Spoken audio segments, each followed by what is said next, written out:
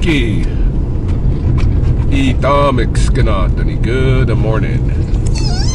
It is just after, maybe quarter after 10 o'clock in the AM on Saturday, the 8th of February, 2025. Sounds futuristic, 2025. It's hard to believe I'm saying that number as a year. But any case, obviously I got the dogs with me this morning and a camera. And we're going to go to one of the Riverbottom parks. But first we are headed over to Copperwood to pick up a couple of items. Looks like maybe an end table or a, well, either a coffee table or a TV stand table, I think. Something like this that the resident just wants. They're still good. They're like, take it away, you can sell it or whatever. And then the recliner that she thinks needs to go to the dump, and if it's going to go to the dump, yeah, we're going to the dump. But otherwise, we're going to head straight over to the dog park with the furnishings in the back of the truck and let these guys have a go at it. They haven't been to the dog park in a full week, and they're very excited this morning. The reason being they hadn't been to the dog park is something happened to Taylor a week ago Thursday. We woke up on the Friday morning and she was acting like her leg was broken, one of her front legs. Couldn't even put any pressure on it at all. Hey, chill out. Couldn't put any pressure on it at all. I ended up splinting it, and then I seen that her paw was just getting more and more swollen, so I took the splint off. And then her co-owner, her original owner, my friend Bishop, came and picked her up and brought her to the vet on Monday, and so she's been on some anti-inflammatories and some painkillers and stuff, and some I guess the vet didn't think it was broken. She thought maybe her foot got bit while she was roughhousing with this other mongrel here, and then her licking the wound and stuff made it infected. That's what she's saying, but I'm a little bit concerned. It was looking like the medicine was doing its job and Taylor was making a full comeback. She had spent several days with a fever and just like laying down and staying out of the way. Then she started to get her energy back, but then yesterday she kind of rebounded again into hanging out by herself. And I felt like I had taken the cone off for a night, but I felt like it needed to go back on. She kept licking, not her paw anymore, but her bum and stuff. And I wonder, because I haven't seen her use the washroom much in all that time, if at all. I wonder if she's constipated. So we're going to go to the dog park, and hopefully I'm going to see her get some stuff out so I can make sure that her bladder's working right and that she's evacuating and all of that stuff. But which dog park we're going to go to, that all depends if we go to the dump or not. So might be Pavan if we're going to the dump, might be Popson if we're staying here on the west side. We'll see. If that recliner's any good, I'll either hang on to it or sell it, We'll see. And this client also is looking to have me install some shelving in her garage, so I'll take a look at that. I'm not sure whether I'll get to that today or not. Possibly after the dog walk, But anyway, I figured I'd get the camera rolling. We could do some updates. We could go check out what's going on in the coulee. There's a couple of things that I want to talk about, and specifically messages that I want to send because of things that I've seen over the past week on Facebook from members of the public in Lethbridge, particularly regarding coyotes and regarding owls. But we'll talk about that, and yeah, see where the day takes us.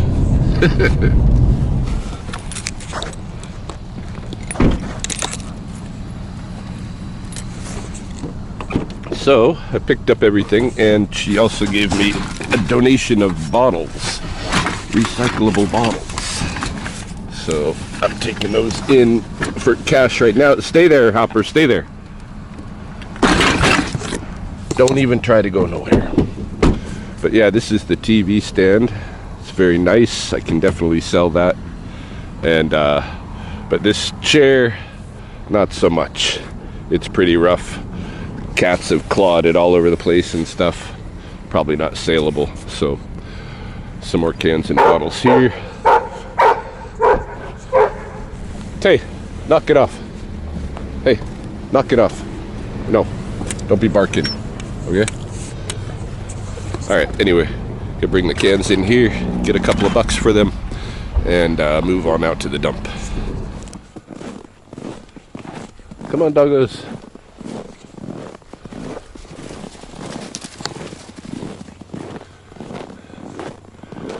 Decided to come down here into Pavan Park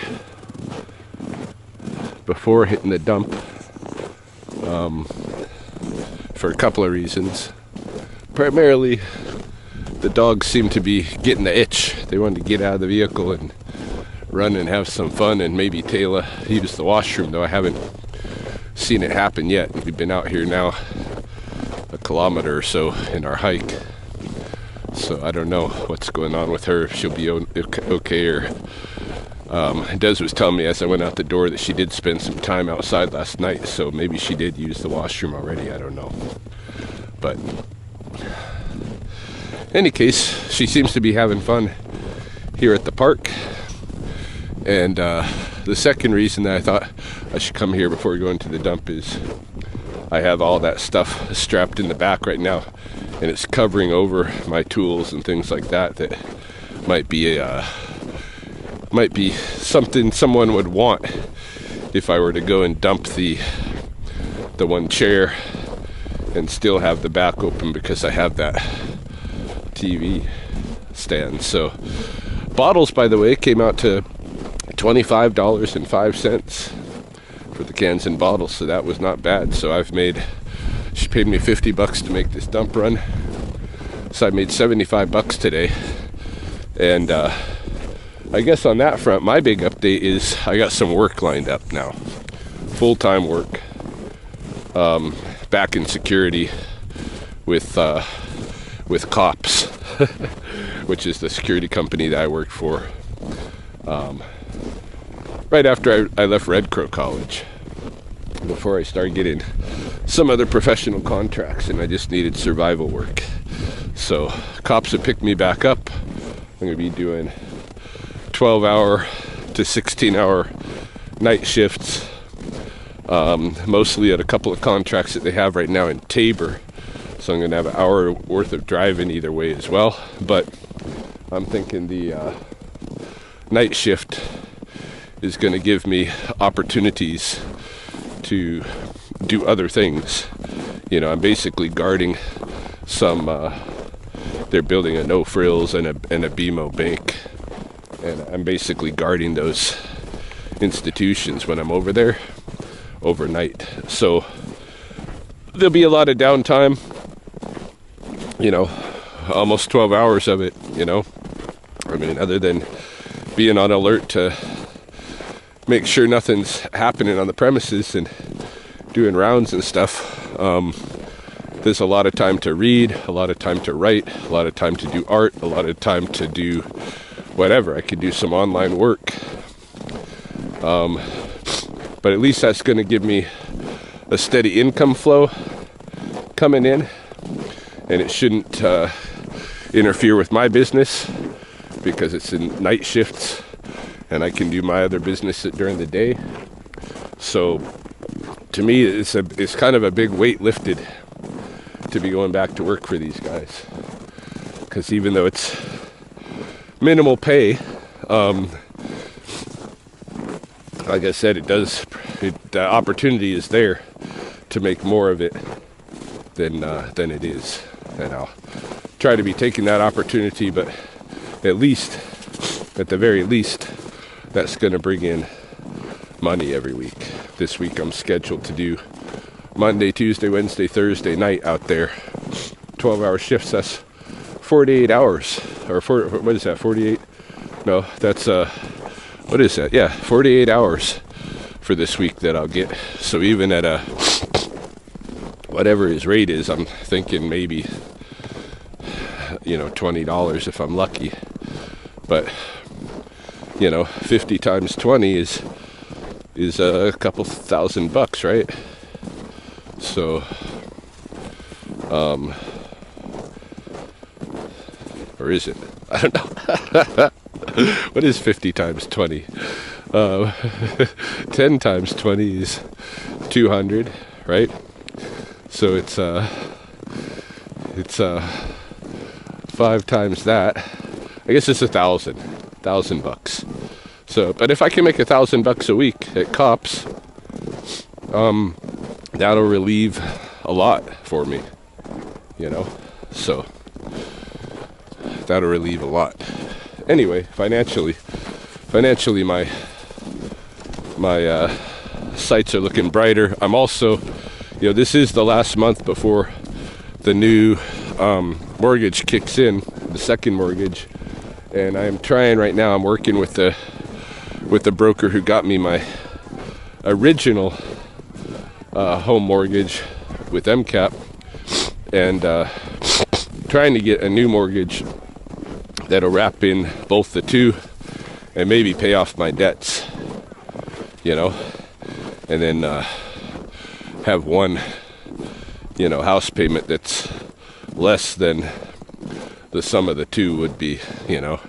The sum of the two, like I learned that because my original mortgage is being renewed for another 5-year term on March 1st as well, but it was $1,880 or $1,850 a month that I've been paying, and because interest rates hikes, that's going up, so that this next term, this next 5 years, I'm going to be paying $2,200, something like that, a month.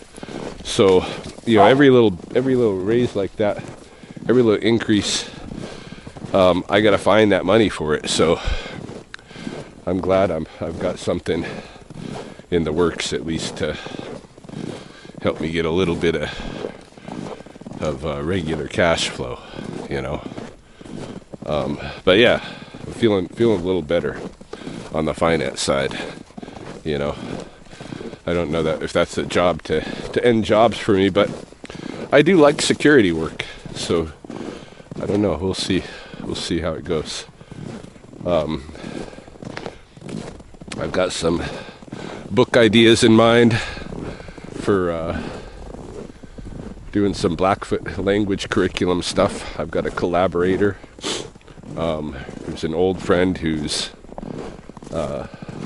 very skilled with the language, and with he understands the morphology of it as well. You know, he's conscious of the breakdown and the more literal meanings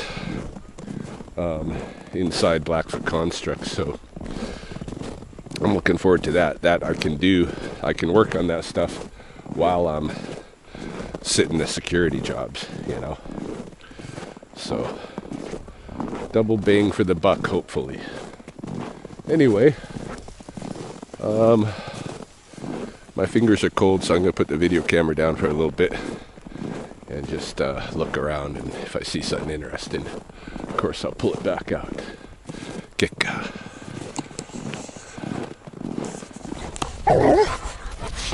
What's up? This girl's been chasing her tail quite a bit as we walk along here.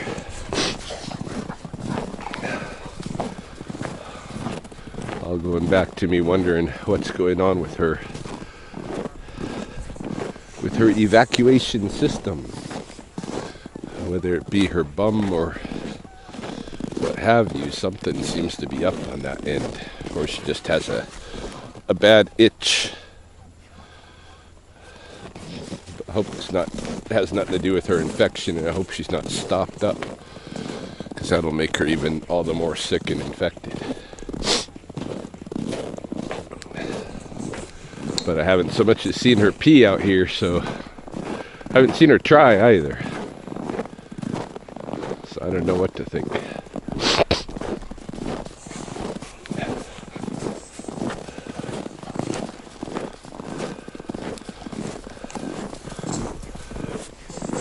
I found just a few sunflower seeds, the Niger type. Niger sunflower seeds in my cargo pocket of these pants. Looking for some Nepo muckiks to some chickadees to give them to. I had a couple over there that were eyeballing me, along with a downy woodpecker.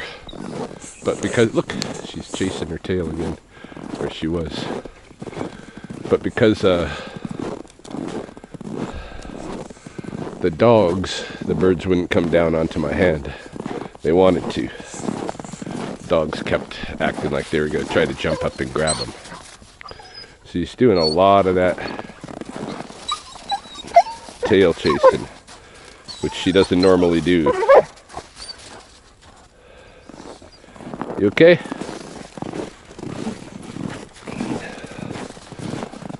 Gonna have to put her cone back on her when we get home so that she's not licking herself too much. Her cone of shame, as they call it. Which she's almost destroyed. Just banging around with it for a week or so. Yeah, there's been a lot of warnings lately on the What's Happening in Lethbridge page on Facebook. Somebody's been advising people to look out. There's coyotes at the west side Popson Dog Park where we normally go. It's a pack of coyotes that have been in the last week coming after people and their dogs. And it's not surprising because the temperature over the last week has been like brutally cold. -20 to -30 in there.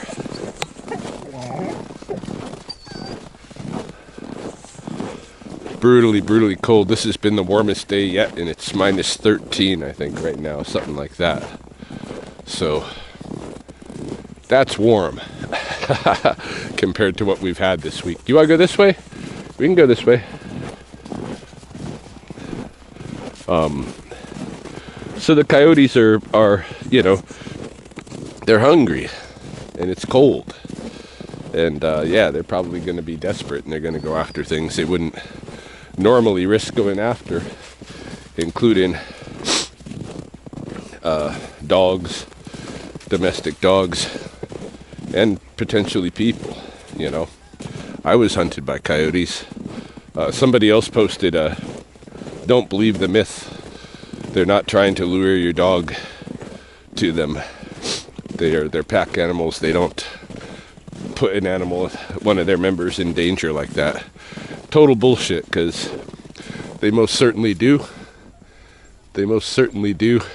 Oh, I got a little chickadee here. I'm going to see if I can give him a treat. Nepo mucky. Hold on. I'm getting your seeds. Here we go. Aw. There we go. That's what I'm talking about. Nepo muckies. Bach sissiks. Sissiks. Sharp noses, hammer noses. Of course I'm getting a phone call now. Hold on.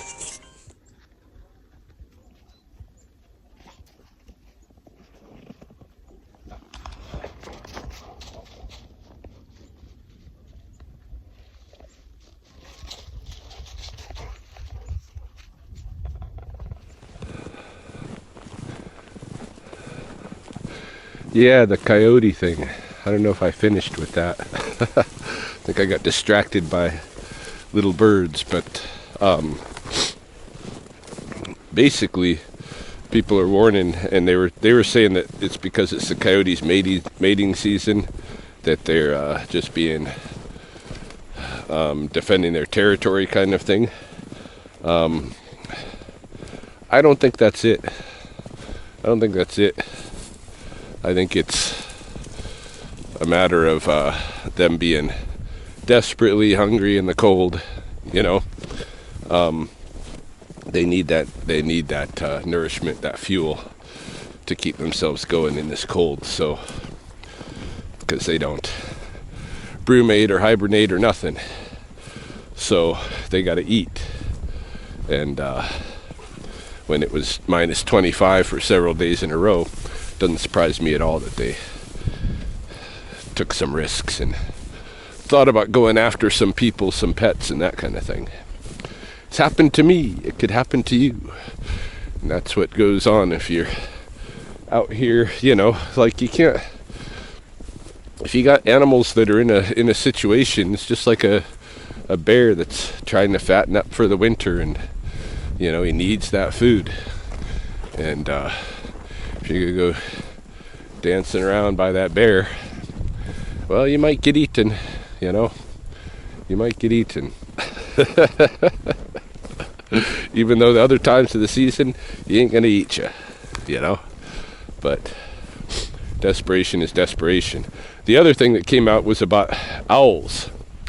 Somebody posted a picture of great horned owls, but noted that there are some other owl species that are coming through right now that we don't see very often. Like we're kind of like on an owl migratory path or of some kind. I don't know. I haven't heard any of that stuff. But I'm kind of out of the loop with the birders and stuff. I don't stay too engaged with them. Hey, girls! Taylor! Hopper! Where are they after? Is off to the forest. Taylor! Hopper! Hopefully they're not after some deer. But anyway, there was a warning. You know, look out for your little pets with all these owls around. Again, like the coyotes, in my opinion, not really a threat. Not really a threat. Although, you know, an owl will take out or will go for a large mammal, like even the size of a porcupine. They're one of the only ones. The great horned owls are one of the only birds that'll go after porcupines and skunks. You know, and so yeah, they might take a little house cat or chihuahua or something of that order. You know, but again, I think it goes down to desperation, because they're taking risks to try to attack something, you know, with a body size as large as theirs or larger. You know, so. I think it's only something that needs to be considered in the coldest of temperatures and that kind of thing, or extremes where those kind of risks are needed. But as a general rule and such, no. And in fact, our owl population here has dropped.